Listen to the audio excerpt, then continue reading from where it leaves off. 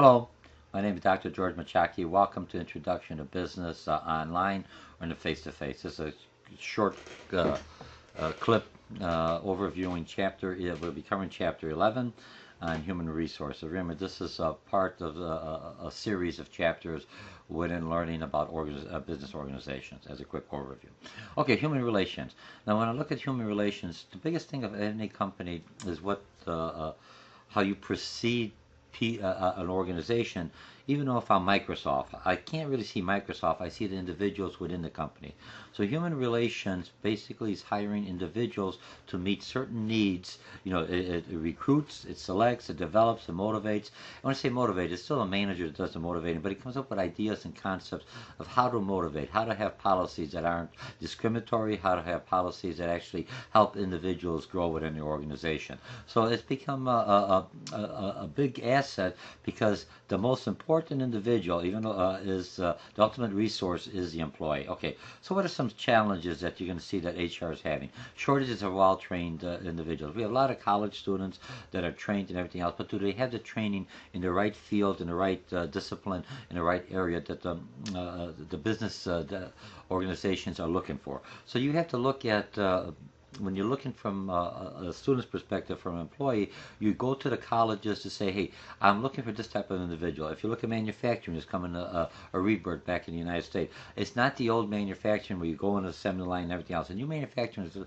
lot of technology, a lot of computers, a lot of operations planning. It's a whole different type of manufacturing that is involved in technology. So how do I develop or how do I get these individuals is basically HR. If they don't have it from the college, you make connections with the colleges and to have programs that basically will help the colleges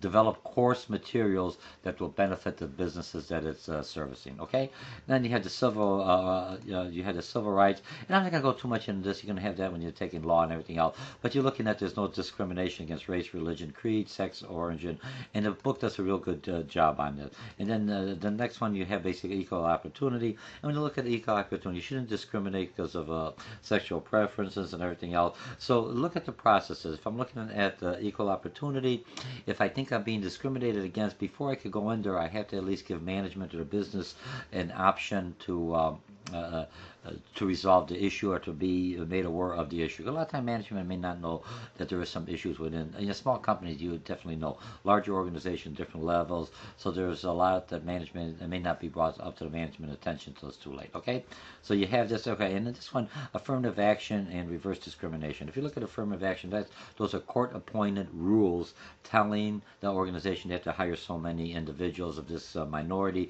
that was discriminated against. It could be between women, race, creed, or whatever. If you look at a lot of this affirmative actions kind of went away because it does make good business sense. So in business sense right now you have diversification. If I look at diversification as we talked before, companies are diversified according to the members that it serves. So if it's serving a certain, if it's 20% Hispanic, because that's my customer base, I should have 20% Hispanic at all levels within management. That's what the courts are looking at. Okay, so and then you have this other one is Americans with Disability Act. Remember, from a managerial perspective, I have to make accommodation. What is accommodation? It's not like it's going to cost me $20 million and I'm only a $50 million organization. Accommodation is what's reasonable accommodation. I think that the course came, they didn't really put a price tag, but it's like about $2,000, $3,000 to accommodate an individual. If you're severely disabled, I'm not trying to be sarcastic or anything else, and the accommodation is going to cost me so much, and I'm only paying you so much, it doesn't make good business sense, and the courts aren't forcing that, and they're making somebody else to say, I have a hearing problem. And I could hear her, but I just need some kind of adjustment. Or on the screen, I have visual challenges, so I can't see, but I could have a special screen that's larger. Or if I have, I'm blind, I don't have to see, but I have Braille keyboard. Those are accommodations that are acceptable by the law. Those are accommodations that a lot of businesses couldn't make. It's not going to break the treasury, for lack of better words. Okay, so we have all that planning. Job analysis. When I look at job analysis, it breaks down into two aspects in this class. And remember, in Introduction to Business, job description and job specification. Job description is what the job is about. If I wanted to make coffee, I wanted to clean a toilet, and I hire at the job, no issue. They don't care what race, color. If this is the job description, this is what I'm hiring. The issue that comes into the job specification, because the job specification, if I'm trying to eliminate a certain class of individual, and I say everyone has to have a 4-year college, and the only task they're doing is filing. So what I'm trying to do is eliminate a certain class because I make the restrictions by my specifications are so rigid that they're never utilized. And another a good one, for example, even the book Utilize Weight. If I say everyone should be able to pick up 500 pounds of weight, and no one that I hire, only men, even men don't pick up 500 pounds of weight, I'm just trying to eliminate women or for the job. Is so the courts are looking at the job specification. Remember, job description is whatever I want them to do, and if they're willing to do the job and it makes sense, then that's what I hired them for. Okay. Now recruitment. When I look at recruitment, is you have two types of recruitment that we're going to be talking about: internal recruitment and external. Internal recruitment says promotion, bidding for the job, and everything else. Internal recruitment it helps build the morale of the culture of the organization. But even if I want to change the culture, how do I know I have the best individual? Or sometimes I need the individual now. I need some kind of technological skills, and it'll take like about 5 different individuals. It'll take about 5 years for that individual to develop that skill. What do? I basically will have to hire outside. Most companies, when they hire internally and externally to make sure. So when I'm doing for a job evaluation or for a promotion, I will submit an internal what do you call it, resume. Internal resume is similar to an external resume, only I don't have to have all that other stuff because they already know I work for the company to have that information. So this is how I check. So I'm looking, when I hire a person, I'm looking at both internal and external. So these are the skill sets I need. They don't care if I have it internal or external. If I have it internally, they most likely will hire me. But if I don't have the skill sets, they may hire someone else. Remember, it's not only the skill sets, it's the personality, emotional intelligence, everything else in there. So we have that, and the selection process. When I'm looking at the selection process, we try to do a selection process, and we're going to different ways of selection process, is that we don't discriminate. A lot of companies have multiple raters. That means they have HR, they have an individual, other individuals, to make sure that it's not the halo effect that you've been reading about, that I'm the only one rating this. So there's other individuals. I may be looking at the core competences as a manager, and HR may be looking at the soft skills, another manager, just to make sure, hey, may have both HR and the managerial what do you call it, the skills they're looking for. And then we'll come back and we'll do a data integration and individual at the end. So we're kind of looking at, we have a set of questions. We have different kind of interviewing process that the author talks about. We have tests, assessments, everything else. And you kind of use it to assessment, okay? Contingent workers, we hire them as we need them. That could be outsourcing. Training and development is part of HR. I'm trying to speed up a little bit. Most of the most commonly trained one are orientation training that HR does, so you understand the company, how pay, and what are some of the rules and procedures. And then you have on-the-job training. On-the-job training is really cheap and dirty. It's not the best training. But if you hire an individual so they have a general idea, I pair them with another person. Now remember, the person you're pairing him, if he or she has a bad attitude, a lot of times they'll convey that bad attitude toward the individual, and you're not developing the individual the way you want them. You want to have the best individuals doing the training. That's something else. You have apprenticeship programs. Apprenticeship is good because I could get to see the individual. I don't have to hire an individual. If he or she does well, I'll offer, give him an offering, or I just give him a letter of reference saying, yes, he did work in this task, or she worked in this task, and they have a functional understanding and abilities for this task. Okay, and then all these other job simulations on the computer, and you see more and more of this. So what you're doing on an online class, if you're taking me, or on a face-to-face class, and I always have an online component, you have a lot of, for lack of better words, virtual learning assessments similar to work. You go managing training.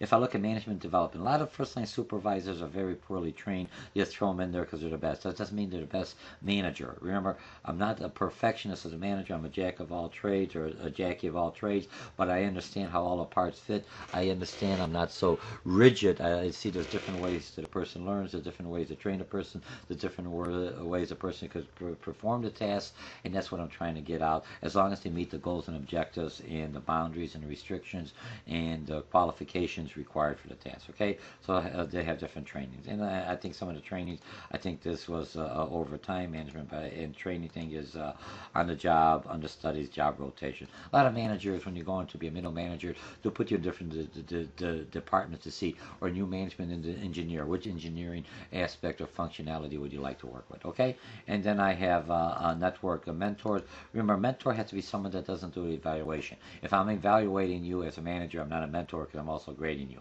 So it has to be a set of mentors. And mentors, similar to the on-the-job training, you try to select mentors that have something in common with the individual. So this is the way I went through it, and this way it helps the individual grow. Okay, and job performance. If I look at job performance, and let me move this over here. If I look at job evaluation measurements, you set certain goals for an individual. My job performance for a person being with me for 5 years is a lot different than job performance for a person who just started. Some people exceed my expectation because I understand there's a learning curve as for any kind of job. But some come in there and pick up right away. Some take 6 months. So I know within a range, most individuals should be able to do these functional basic tasks within a 6 months range. As you've been there longer, you have more job requirements. I expect more out of you because you don't have to always look at the manual. You already know because you've already developed that. Okay. Now, 6 steps in performance, and if I look at 6 steps in performance, make sure you can measure it, it's clearly communicated, discussing the results, taking corrective action, and making decisions. If you're taking me online or any of my classes, I definitely utilize Blackboard, so you always know where your grades are. There's a comment section, there's a rubric.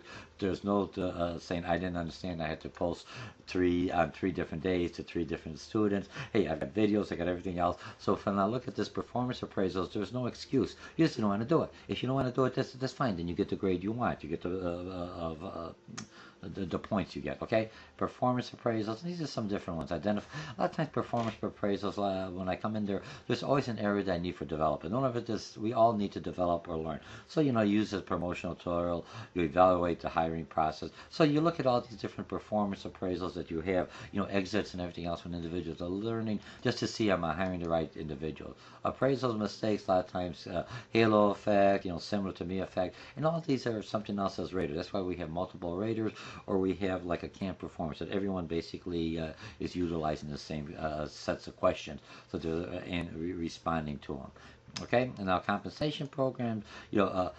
When I look at compensation and benefits and everything else, health and everything else, flexibility, vacation, education, training, what do I pay for, sabbatical, all those are to retain good employees. All those are also, even I know some employees, a lot of them, a younger generation, Y employees will stay for a little bit and move on because they're still trying to find out where do you want to make their mark within their career. And that's acceptable. But I want to at least keep them as long as I basically keep them so I know that these are the individuals that I want. Okay? So if I'm looking at employees, to maintain employees, I want to make sure my compensation keeps those employees, and part of that is also not only to keep them, but they're developing their skill sets while they're working for me, so they it benefits the organizations as a whole. Okay, and different types of systems. If you look at piecework, these are more for salary bonuses.